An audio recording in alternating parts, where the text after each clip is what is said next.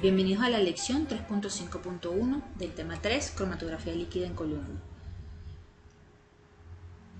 Iniciaremos en esta lección hablando de los métodos de separación en cromatografía líquida y sus aplicaciones. Esa es la parte 1. En la próxima lección, la 3.5.2, continuaremos con estos métodos de separación y aplicaciones.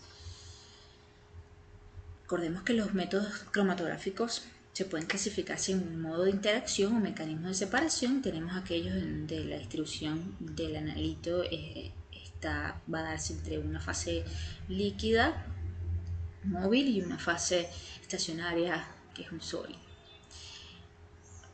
O entre una fase móvil, líquida, y una fase también estacionaria líquida, un líquido enlazado en un soporte sólido.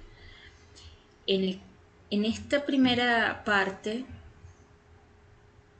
de los métodos de separación vamos a hablar de estas: líquido sólido, cromatografía líquido sólido. Tenemos la absorción, por intercambio iónico, por exclusión, y dos cromatografías muy específicas que son la de afinidad y la quiral. En la próxima lección hablaremos de las cromatografías de reparto. La cromatografía de absorción es la forma clásica de cromatografía de líquidos que introdujo Twiss, el botánico ruso, de la cual hablamos en la reseña histórica de la cromatografía. Aquí la separación se basa en los procesos de absorción-desplazamiento que ocurren por la interacción de los grupos polares del analito y del eluyente con los grupos hidroxilos de la fase estacionaria. Los geles de sílice y de alúmina constituyen las fases estacionarias más utilizadas. En este caso, la fase estacionaria es muy polar y la fase móvil es no polar y no acuosa. Se va a establecer un equilibrio en la distribución del analito entre la fase móvil y la fase estacionaria sólida. Esa constante distribución es llamada aquí constante de absorción. Vamos a ver que mientras más polar es el analito, más fuertemente es retenido con los grupos polares de la sílica o de la alúmina. Generalmente la sílica es más utilizada porque tiene una mayor capacidad de carga y su mayor diversidad de presentaciones. Luego, para desplazar ese analito que queda retenido, es necesario la utilización de un solvente que tenga una fuerza heliotropica suficiente para arrastrar entonces ese analito y llevárselo de esa manera que eluye de la columna. Es importante que los enlaces entre el silicio y el oxígeno, este enlace se hidrolizan en medio básico. De hecho, la sílice se disuelve lentamente en fases móviles con valores elevados de pH. Y la alúmina tiene una solubilidad más amplia, de 2 a 14. ¿Cuáles son las aplicaciones de la cromatografía de absorción? Es ideal para separar miembros de una clase particular de compuestos. Por ejemplo, aislar los compuestos aromáticos de una muestra de petróleo, aislar triglicéridos de un extracto lipídico y separar familias de pigmentos de plantas, como vimos, clorofilas y carotenos. También es aplicable fundamentalmente a muestras solubles en solventes no polares o moderadamente polares. Y actualmente ha sido sustituida por la cromatografía de reparto en fase normal, donde existe una mayor diversidad de fases estacionarias, inclusive menos polares que la sílica.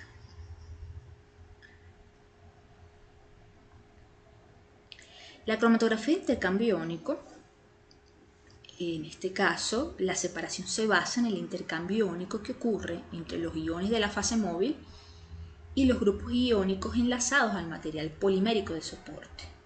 Entonces, la fase estacionaria es una resina esa resina es llamada resina de intercambio iónico. El soporte más usado son partículas, en este caso peliculares, un soporte que puede ser de poliestireno entrecruzado con divinilbenceno, que es la marca comercial es el Dowex, y dependiendo de cómo sean las cargas o los grupos cargados en ese revestimiento que va a tener esas moléculas, esas partículas, ese soporte, si ese revestimiento viene cargado positivamente, pues vamos a hablar de una resina o intercambiadora de aniones. Y si ese revestimiento tiene grupos cargados negativamente, estaríamos hablando de una resina de intercambio catiónico o un intercambiador catiónico. También pueden contribuir al mecanismo de separación procesos no iónicos, es decir, procesos de adsorción para aquellos iones altamente polarizables. La principal diferencia entre los distintos intercambiadores de iones será la naturaleza de esos grupos cargados. Vamos a ver entonces en esta tabla las principales resinas intercambiadoras. Tenemos el tipo de intercambiador, la fuerza de ese intercambiador, las matrices a las que están unidas esos grupos funcionales y los nombres de esos grupos funcionales. Los sitios activos más comunes en las resinas de intercambio catiónico son los grupos de ácido sulfónico que están acá. Estos son los de los intercambiadores fuertemente ácidos. Mientras que los grupos del ácido carboxílico son los intercambiadores catiónicos débiles.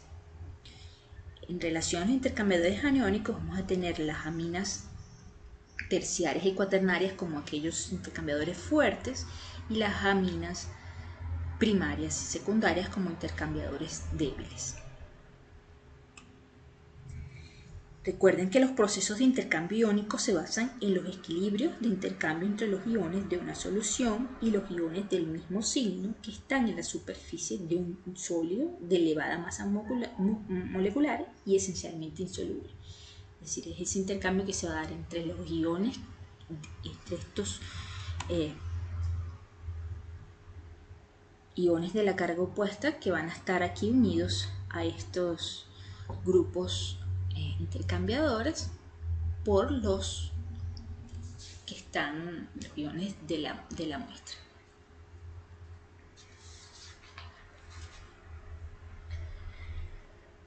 Vean aquí una estructura de una resina intercambiadora. Esta es el soporte, esta es una resina polimérica de poliestireno y entrecruzada con lo que es el divinilbenceno. Y el grupo, vean el grupo aquí, está unido al anillo del estireno. El grupo es un grupo ácido, fuerte, del ácido sulfónico. Entonces, las resinas intercambiadoras van a cambiar, realmente lo que cambia es ese grupo. Sigue siendo este material, este polímero entrecruzado, pero cambia el grupo. Ahora no es un ácido, sino un grupo más, un grupo ácido débil, un ácido débil, o es una amina primaria o es una amina terciaria, y así. Ahora veamos las fases de una cromatografía de intercambio iónico. Aquí tenemos en la columna un intercambiador aniónico, es decir, tiene el revestimiento que tiene esas partículas de soporte están cargadas positivamente y tienen sus contraiones en la superficie en la fase inicial. En la segunda fase ocurre lo que es la unión de los iones a ser separados. Esta es la muestra, contiene una cierta cantidad cantidad de iones. Esos iones entonces en la segunda fase se van a unir se intercambian con los contraiones y al inicio de la elusión, con un gradiente de sal, que es la tercera fase que inicia la elusión, los iones de la sal van a desplazar los iones del soluto que habían sido unidos, ¿no? Y que habían sido unidos y por lo tanto retenidos en la fase estacionaria. Al final de esa elusión, que es la cuarta fase, los iones fuertemente unidos se logran separar, que eran los azules en este caso. Los rojos quedaron menos retenidos y eluyeron primero, a menos en concentraciones de sal menores, mientras que los iones, en este caso los azules, se requirió una concentración de sal mayor para que se fuesen desplazados e intercambiados, ¿no? De manera que pudiesen ser eluidos. Finalmente, durante la regeneración, que es la quinta fase, el estado inicial de la columna, el intercambiador aniónico con sus contraiones, se reconstituye y eso se consigue lavando la columna con el buffer inicial, ¿no? Y se elimina entonces lo que son los iones de la sal y de esa manera se vuelve a reequilibrar la columna. Entonces, dos aspectos. Primero es la unión de los solutos iónicos a la matriz de intercambio y luego entonces es un desplazamiento paulatino de esos solutos retenidos y para eluir entonces esos solutos que habían quedado retenidos se usa un gradiente salino. ¿Cuál es la aplicación de la cromatografía de intercambio iónico? Es usada para la separación de aniones y cationes tanto orgánicos como inorgánicos. Por ejemplo, en el suavizado del agua como sistema de tratamiento, para realizar especiación química, eliminar las impurezas iónicas de reactivos o los cationes metálicos de tampones y disolventes. El carácter hidrofóbico y el entramado de fibras muy tupidas de las resinas de poliestireno las hace también indicadas para separar mezclas de compuestos pequeños como aminoácidos, péptidos, mono u oligonucleótidos. Las matrices basadas en polímeros naturales como destrano, agarosa y celulosa, por su carácter hidrofílico, son una alternativa para separar moléculas más grandes como los biopolímeros. Y como aplicación preparativa, este tipo de cromatografía es muy indicada en las primeras etapas de la purificación de biopolímeros. A ello contribuye la buena resolución alcanzable y la retención de esos solutos.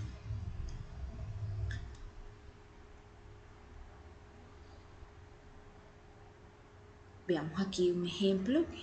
Se usa en la separación de aminoácidos usando una columna de intercambio iónico. Vean las indicaciones del relleno, un intercambiador catiónico, el tamaño de partícula de 8 micrómetros y la presión es un sistema de HPLC, la presión es de 2700 psi. Se muestra la señal del detector y el tiempo de elusión, los distintos aminoácidos de esa muestra. Fíjense, generalmente estos aminoácidos, la detección se puede hacer por colorimetría, usando después la reacción con la anhidrina, como vimos en nuestra clase de bioquímica, que va a permitir entonces reaccionar esa anhidrina con los grupos alfa-amino libres de los aminoácidos y entonces dar una coloración que puede medirse entonces un detector de radiación en el espectro visible. Pero hay que usar entonces una reacción para poder evidenciar eso, ¿no? Y esa reacción se lleva a cabo después de que esos analitos han sido diluidos de la columna. Vean aquí, en este caso es una separación de iones. Tenemos aplicaciones, otras aplicaciones de la cromatografía. Podemos separar los aniones en una columna de intercambio aniónico. Vean los eluyentes, bicarbonato de sodio y carbonato de sodio. Los tamaños de muestra 50 microlitros. Y en esta segunda vemos la separación de los iones alcalino-térreos en una columna también en este caso de intercambio catiónico. Y en el eluyente, en este caso es el diclorhidrato de fenilenodiamina con ácido clorhídrico, con un tamaño de muestra de 100 microlitros. Vean las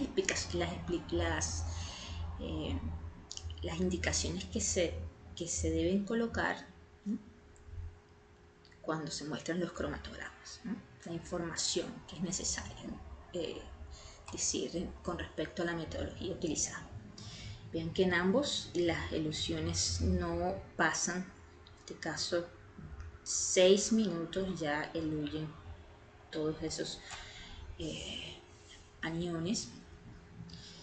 Cuanto a aquellos que eluyen de primero, ¿no?, o sea, hay distintas, vamos a hablar, no solo la carga influye en este caso, también tenemos que el tamaño de los iones y la polarización también influye en lo que es los tiempos de retención de esos iones. Pero sí, la carga es fundamental. Cuanta más carga tenga esos aniones o cationes, más retenidos van a ser, ¿no?, en la columna. Por lo tanto, los tiempos de dilución serán mayores.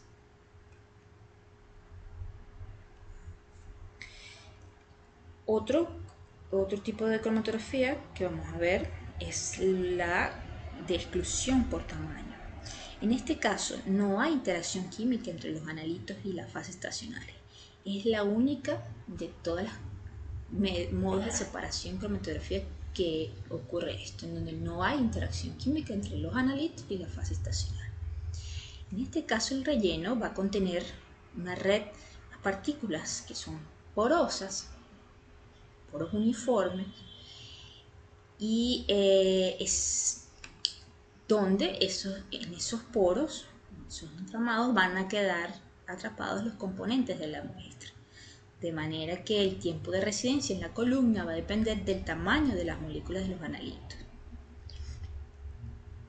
Entonces esa molécula se va a distribuir entre un volumen que está fuera de las esferas y el volumen que está en el interior de esos poros. Básicamente es una técnica que se aplica a especies de elevado peso molecular. Y esos rellenos están hechos de partículas de polímero o de sílice que tienen esos poros uniformes.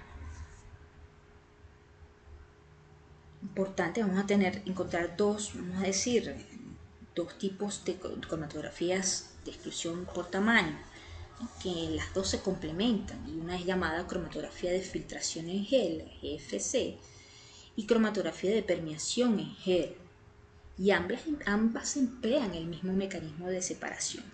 La diferencia radica en los tipos, vamos a decir, las fases, la polaridad de las fases y de los empaques, y el tipo de muestra en que se utiliza. Por ejemplo, la de filtración en gel se utiliza para muestras generalmente polímeros solubles en agua. La fase móvil es acuosa y el empaque es un gel hidrofílico de un polímero natural, de estrano, daros. Y en el caso de cromatografía de permeación en gel, se utiliza para muestras que son solubles en solventes orgánicos, en este caso polímeros solubles en solventes orgánicos. La fase móvil va a ser un solvente orgánico y el empaque es hidrofóbico, es de poliestireno entrecruzado. Esas son las diferencias básicamente entre la filtración en gel y permeación en gel. Vamos a ver ahora la teoría de la cromatografía de exclusión por tamaño. Definir un volumen total de una columna rellena con gel de sílice o con polímero poroso va a ser igual a un volumen B sub 0, que es el volumen de exclusión, volumen fuera de las esferas, volumen interno, o BI, volumen del solvente retenido en sus poros, y BG, que viene a ser el volumen que ocupa la matriz sólida del polímero o del gel. Tenemos una constante KB que se determina de esta manera y es una constante de reparto y da información sobre el volumen disponible en el interior de las esferas que resulta accesible a una molécula de soluto. Y el KD, es la constante de distribución.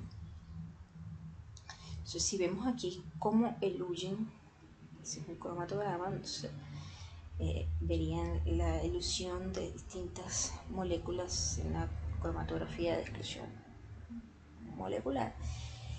Vemos aquí desde la inyección, las moléculas que eluyen primero son las de mayor masa, ¿sí?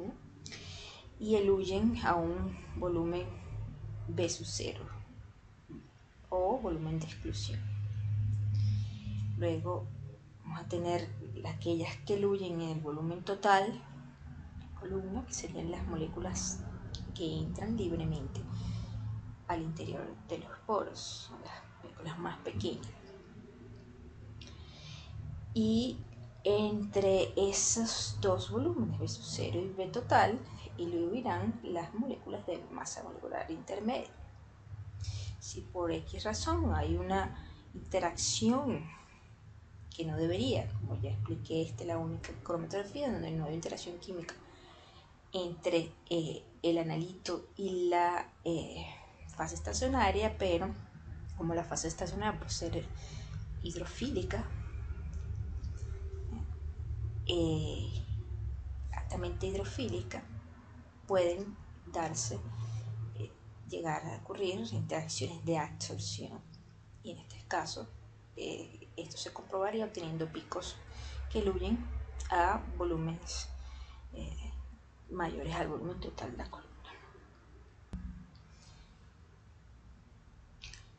Esta KD, la constante de distribución del soluto, cuando sus valores oscilan desde 0 para moléculas grandes totalmente excluidas hasta valores de 1 en el caso de las moléculas pequeñas. La constante de distribución es un parámetro valioso para comparar las informaciones de distintos rellenos. El intervalo útil de masa molecular para un determinado relleno de exclusión por tamaño se ilustra de forma satisfactoria por medio de una curva de calibración, como la que se muestra en esta figura. Esta curva de calibración, se grafican los pesos moleculares, masa molecular que está directamente relacionada con el tamaño de las moléculas de soluto, y esto se hace para distintas moléculas de tamaño conocido y se determinan sus volúmenes de retención, que es el producto del tiempo de retención por la tasa de flujo volumétrico. Vean que esta escala es logarítmica. Entonces vamos a poder determinar con esta curva de calibración lo que es un límite de exclusión, que sería la masa molecular máxima de una especie que podrá penetrar en los poros. Todas las especies cuya masa molecular es mayor que el límite de exclusión son tan grandes que no quedan retenidas, por lo que son arrastradas juntas para dar lo que es el pico.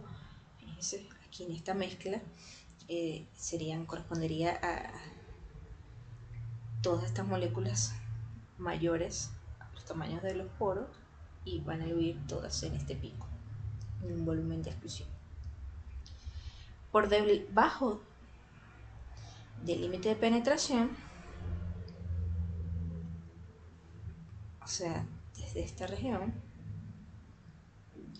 las moléculas de soluto pueden penetrar por completo en los poros, como es el que correspondería al pico D.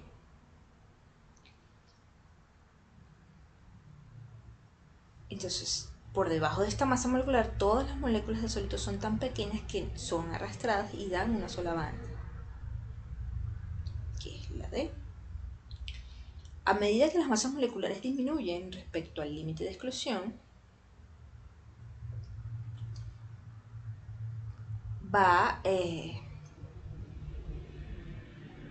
las moléculas de soluto van pasando cada vez más y más tiempo en promedio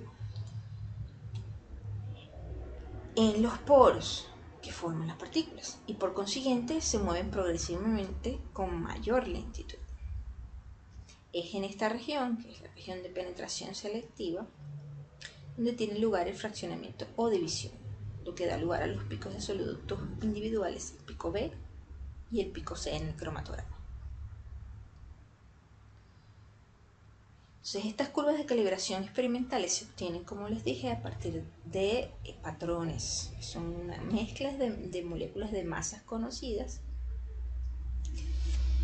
y los propios fabricantes de las columnas de exclusión por tamaño suministran esas curvas.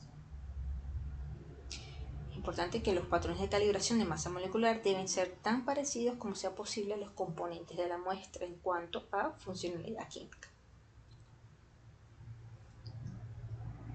Vemos aquí en esta tabla las matrices de exclusión molecular, pero en este caso son las que se utilizan en un sistema de baja presión, no de HPLC, sino de baja presión, por ejemplo en FPLC, o inclusive también en cromatografía convencional.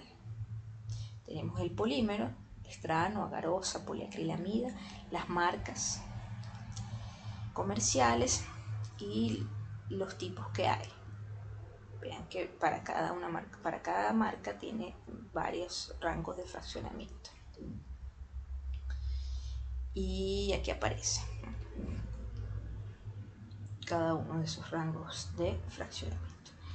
Importante que estos rangos de fraccionamiento son determinados para proteínas globulares. Entonces es un rango aproximado. El rango es aproximadamente el mismo para una hebra simple de ácido nucleico y más pequeño para proteínas fibrosas y hebras de doble hélice de DNA. Estas son las matrices que se utilizan en cromatografía de exclusión en sistemas de baja presión y en convencionales también. La aplicación de la cromatografía de exclusión molecular es la siguiente. Separación, se usan separaciones y purificaciones de moléculas de gran tamaño como un polímero para estimación de masas moleculares relativas. Es muy útil en el análisis preparativo para hacer lo que es el desalting o el desalado de la muestra. Por ejemplo, después de una cromatografía de intercambio iónico que utilizan gradientes salinos, esa muestra queda con elevadas concentraciones de sal. Entonces, después de una cromatografía de intercambio iónico, suele usarse una cromatografía de exclusión molecular para eliminar la sal. También para cambiar el disolvente y concentrar soluciones. Son otras utilidades en relación a análisis preparativo. También esta cromatografía se ha utilizado para realizar estudios de ligando receptor. Veamos un ejemplo aquí cómo se utiliza cromatografía de exclusión molecular para separar ácidos grasos. En el caso de la A, tenemos separación de ácidos grasos. Aquí está la columna, es de poliestireno. Las dimensiones de la columna. El límite de exclusión es 1 por 10 a la 3. Esto sería Dalton. La fase móvil es tetrahidrofurano. Este ejemplo es para HPLC. Siempre que se utilicen fases móviles orgánicas, estamos hablando de sistemas de HPLC. Por supuesto, y ver cuando indican la presión también ahí nos dan cuenta. Vean qué otra información se da aquí. Bueno, la tasa de flujo 1.2 mililitros por minuto. Vemos el detector, que es un índice de refracción, un detector universal. Y vemos entonces el resultado. En alrededor de menos de 25 minutos ya diluyen los compuestos de la mezcla. Fíjense, cuanto mayor es esa cadena del ácido, eluyen primero. Tienen volúmenes de retención o tiempos de elusión menores. A medida que la cadena se acorta, pasan más tiempo retenidos en la columna. Vemos también en la B análisis de una resina epóxica comercial, donde N es el número de unidades monoméricas en el polímero. De manera que cuanto más unidades, si N aumenta, más unidades tiene ese polímero más largo, es ese polímero, esa cadena. Entonces ven aquí vamos a decir, la resolución no es nada buena, porque no se distinguen bien los picos acá. Pero lo que sí podemos ver es que a medida que aumenta N, el tiempo, vean, se hace mayor, el tiempo de elusión es mayor.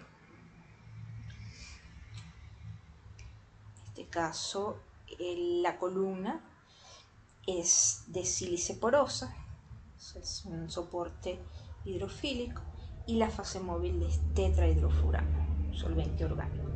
La tasa de flujo 1.3 mililitros por minuto, y en este caso es un detector de absorción por UV.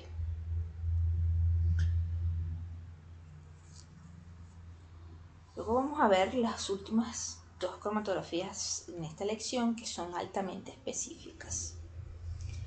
La primera es más importante para los bioquímicos y en el campo de la biología.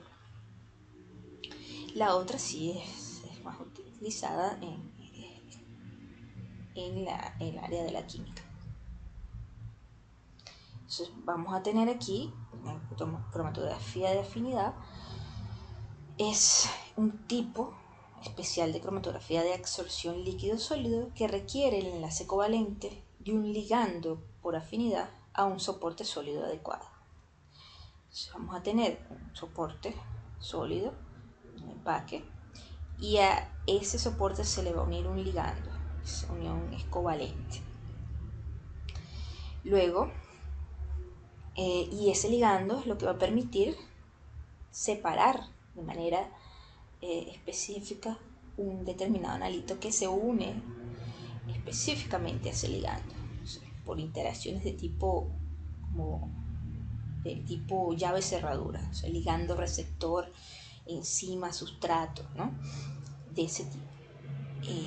Son interacciones de afinidad. Entonces, ¿cómo ocurre este proceso o esta cromatografía? El proceso. Vamos a tener ese empaque con ese ligando unido covalentemente. Este es un cromatograma típico. Primero tener el equilibrio de la columna con el buffer de unión, o permitir la unión de ese analito a ese ligando. Ocurre la etapa, la columna ya está equilibrada aquí, cuando se pasa, se inyecta la muestra, ese analito va a unirse a ese ligando, ocurre la absorción del analito y elusión de las moléculas no retenidas. Entonces, es el único que se va a retener, que se va a quedar retenido, las demás se van a lavar, elusión, las demás eluyen. Luego viene cómo eluir ese analito que está retenido. Entonces es la etapa del lavado. Se tiene que cambiar las condiciones de la fase móvil para permitir el lavado de ese analito. Y eso ocurre, ¿no?, en la etapa 3. Y luego entonces se eluye el analito puro y lo ven aquí. Ven aquí, después que ocurre la absorción, todo lo que no se pegó a la columna eluye. Eso tiene normalmente un pico así de ancho. Y luego de cambiar la fase móvil, la conversión de la fase móvil, para promover el lavado del analito, es que va a salir entonces el analito como un pico único y se observa una banda única en el cromatograma. Este es el cromatograma típico de esta cromatografía. Finalmente, bueno, hay que regenerar la columna pasando entonces el buffer inicial.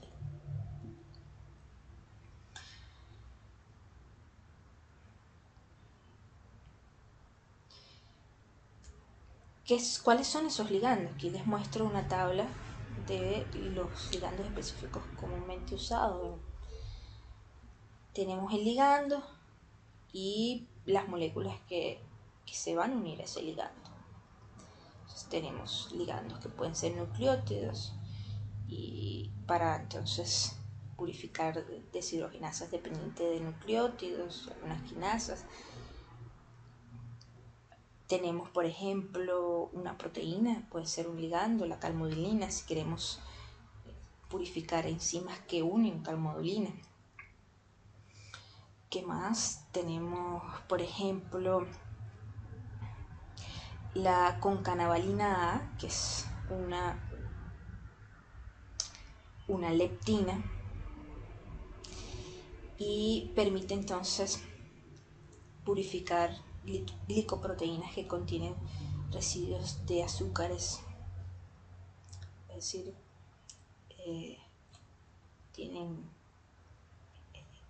están glucosiladas.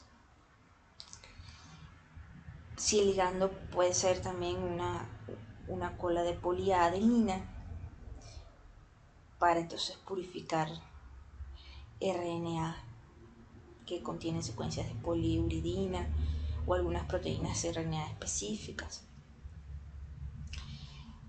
Tenemos, por ejemplo, ligando puede ser también no solo una proteína, ni nucleótidos, ácidos nucleicos, pueden ser también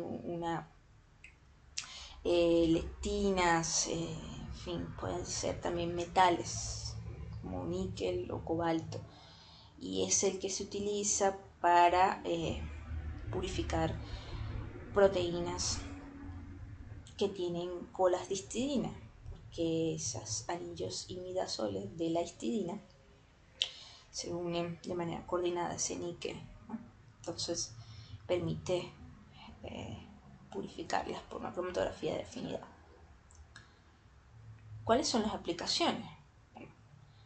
En biología, básicamente, aislamiento y purificación con rapidez de biomoléculas durante el trabajo preparativo, purificación de proteínas recombinantes, tienen esas colas de histidina o etiquetas, ¿sí?, de histidina cinana. Y finalmente también es usada para separar de una mezcla, separar mezclas de células en poblaciones homogéneas. veamos un ejemplo, que es la purificación de proteínas recombinantes. Aquí está el cromatograma, veamos las condiciones de este lado. La muestra, que es un clarificado, un homogenato de E. coli, que expresa la proteína fusión con la coladistidina. La columna es una high trap quelante, ¿no? Está cargada con níquel. El buffer de unión, sodio fosfato y cloruro de sodio y imidazol, buffers. Tiene un buffer de unión que permite que el ligando, que haya la interacción entre el ligando que está en la columna con la proteína fusión, como la coladistidina.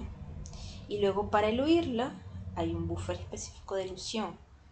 En este caso, el buffer de elusión, la diferencia entre el buffer de unión y el buffer de elusión está básicamente en la concentración de imidazol. Entonces es un aumento en la concentración del imidazol.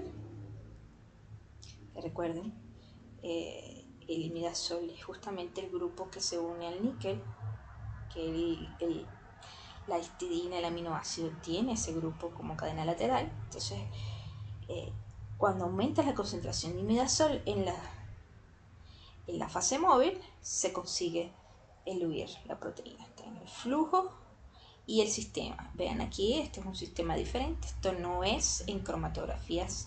Realmente las cromatografías de afinidad se usan es más que todo flujos, presiones, de más bajas presiones. Entonces el sistema no es HPLC, sino un sistema de FPLC. Aquí está el equipo Acta Primes Blue.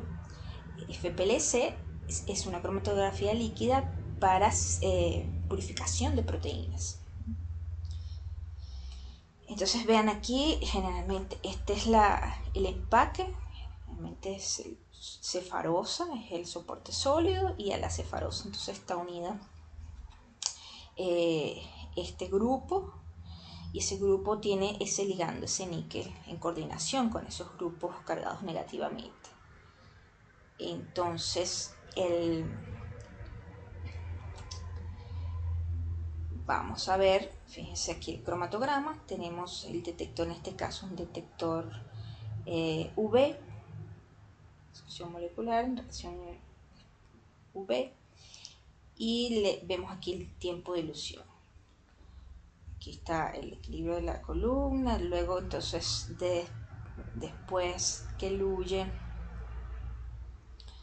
ven este pico grande que se ve aquí, ahí eluye todo lo que no se adhirió o que no interactuó con la columna. Luego empieza este gradiente, y este gradiente es un gradiente de imidazol, que lo ven aquí en el eje X, concentración de imidazol. Como vimos, esa es la diferencia entre el buffer de unión y el buffer de elusión. Entonces va de un gradiente creciente en la concentración de imidazol, y es de esa manera que se consigue eluir el pico único con la proteína fusión.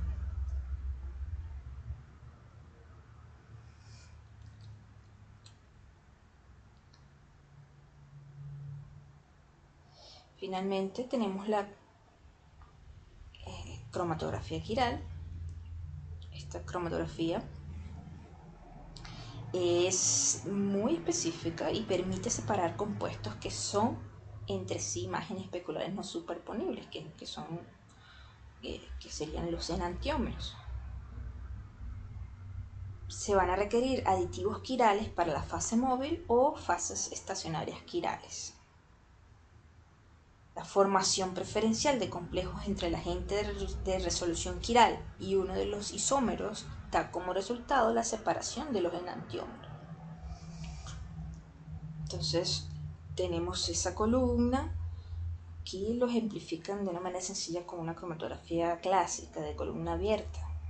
pero en estas se usan son altamente costosas estas columnas y son muy utilizadas en HPLC, sobre todo para separar muestras racémicas. Entonces vamos a tener un relleno quiral y ese relleno se va a unir, nos coloquemos la muestra, solamente uno de los enantiómeros se va a unir o va a quedar más retenido que el otro, de manera que va a permitir esa separación. Y luego entonces hay que cambiar, ¿no?, esa fase móvil de manera de permitir eludir los dos isómeros que han quedado retenidos. Vean aquí el cromatograma que se obtiene de una mezcla racémica del éster N1-naftileucina en una fase estacionaria quiral de dihidrobenzenoleucina. Este es la fase, el grupo que tiene unido es el dihidrobenzenoleucina. Leucina, solo uno de los isómeros, ¿no? Eso permite, fíjense cómo con alta resolución se separan perfectamente los dos isómeros de esa mezcla racémica. El R quedó menos retenido y el S que eluye después. Entonces, la elusión aquí la hicieron con una fase móvil de 2-propanol 20% en hexano, es decir, una fase móvil un poco más orgánica, solventes orgánicos y menos polar. Y el detector es un detector UV.